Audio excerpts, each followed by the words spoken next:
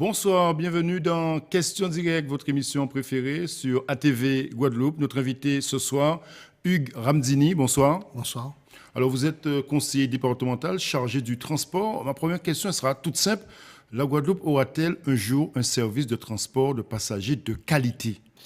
Mais avant de vous répondre, M. Planté, je voudrais profiter de l'antenne pour souhaiter les meilleurs vœux aux Guadeloupéens, particulièrement aux Capestériens, à la jeunesse, aux personnes âgées qui sont de plus en plus isolées, aux personnes qui sont en prison. Il faut penser à eux, ces jeunes qui ont du mal, ou moi-même j'ai visité, c'est très compliqué et il y a un travail considérable à faire pour le pays. Revenant sur le transport, oui, ce ne sera pas un rêve. Ça deviendra une réalité. Il faut une volonté politique. Je crois qu'au niveau du conseil départemental, nous l'avons. Il y a un président qui vient d'être élu, Harry Chalus, président de la région Guadeloupe. Nous avons proposé à l'ancien président, nous avons proposé une commission mixte que nous aurons à valider avec le nouveau président. Une rencontre va se faire très rapidement, j'espère très rapidement, pour qu'on puisse travailler d'arrache-pied sur le dossier du transport. Parce que le transport, par la loi Notré, la nouvelle organisation territoriale de la République, sera transféré au Conseil régional, oui, le 1er janvier 2017. Mais ce n'est pas pour ça que nous devons rester inertes. Nous sommes prêts à travailler avec le Conseil départemental et je sais que c'est M. Jean Bardaille, pour ne pas le nommer, qui sera en charge du transport, que je connais très bien. Et donc, je suis prêt, le département est prêt à travailler pour faire avancer ce dossier. Donc il faut une volonté politique. Aujourd'hui, que reste-t-il à faire concrètement sur le terrain pour améliorer ce service? Alors, pour améliorer ce service concrètement, l'état des lieux, c'est fait. On sait à peu près ce qu'il faut faire. Maintenant, il faut la volonté. La volonté, c'est de dire que quelqu'un qui part de Basse-Terre doit partir à 8 heures pour arriver à Pointe-à-Pitre à 9 heures. C'est ça qui est important. Et avec un moindre coût. Nous avons trop de voitures qui circulent. Alors que faire? Des voies spéciales pour les transports, pour les bus, ça peut se réaliser aujourd'hui? Dans un premier temps, oui, je pense qu'il faut déjà faire des voies réservées dans les agglomérations. Parce que lorsqu'on arrive dans les agglomérations, c'est l'entonnoir. Oui. Donc il faut créer des voies dans les agglomérations, déjà réservées pour le transport. La deuxième chose, il faut essayer de faire là où on peut le faire, dans les grands axes, des voies réservées pour le transport. Lorsque quelqu'un prendra sa voiture et verra le quart dépasser plusieurs fois par jour, à un moment donné, on va diminuer le nombre de véhicules en Guadeloupe. Il faut le faire. Pourquoi? Parce qu'on va protéger ce pays-là, ce petit pays, ce beau pays, des gaz à effet de serre. Au moment où on parle de COP21, la protection de la nature, nous devons participer à cette protection. C'est important. En réglant le problème du transport, on va participer à tout cela. Mais aussi, oui, on va participer à la réussite de nos enfants. Je prends un cas, M. Planté. Un jeune qui se réveille le matin à 4h30 pour prendre le car à 6h, parfois qui rentre à l'école à 9h, est obligé d'attendre 2 heures de temps devant le lycée. Ce jeune s'est réveillé à 4h30 du matin. Il termine parfois à 15h. Il attend le car à 17h pour arriver chez lui à 19h30.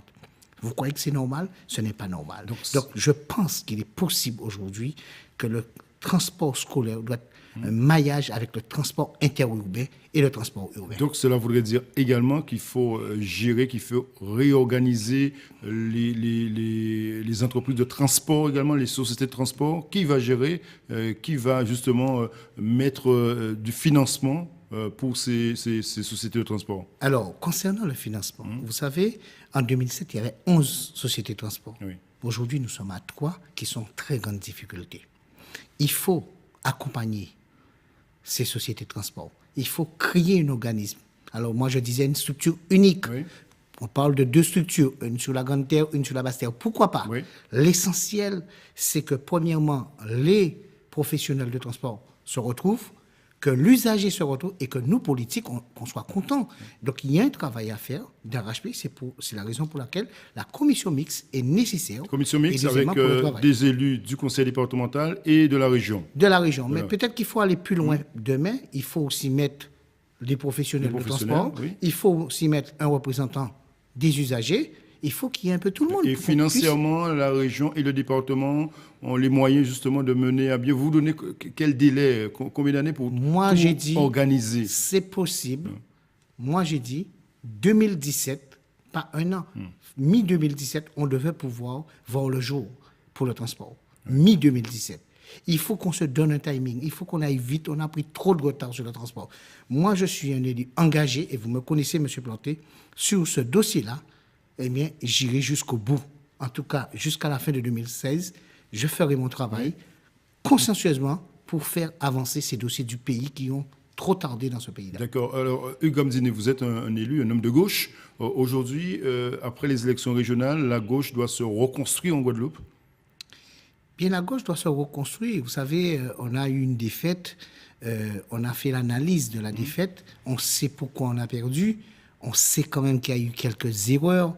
Maintenant, ça fait partie du passé et maintenant, il faut avancer. Moi, je pense qu'au niveau du parti, il y a un travail considérable à faire. Oui. Considérable. J'avais jamais compris qu'on avait pratiquement plus de 70 000 électeurs et qu'on n'arrivait pas à avoir 5 000 personnes encartées au parti. Donc la fédération Il du y a Parti socialiste doit se réorganiser, Je doit sais que repartir sur de nouvelles bases. Je sais que c'est Boudéila qui est là. En tout cas, je pense qu'il a déjà réfléchi et de voir comment mettre en place les choses pour faire de ce parti-là le plus grand parti, en tout cas, de la Guadeloupe. Parce que la Fédération socialiste avait beaucoup d'adhérents. Nous avons, à un moment donné, eu beaucoup d'adhérents et il faut continuer à faire ce travail-là. Vous, personnellement, Hugues Gamdini, le combat politique continue à Capesterre-Belle-Eau? Mais le combat est plus que jamais d'actualité. Le combat est plus que jamais d'actualité. Je ne suis pas rentré en politique pour faire un coup. Je suis rentré en politique parce que j'ai vu ma commune s'enliser. J'ai vu ma commune prendre du retard. Donc, à partir de là, je me suis engagé en politique. Aujourd'hui, nous avons un maire qui a été élu jusqu'en 2020. Il y a un travail qui se fait.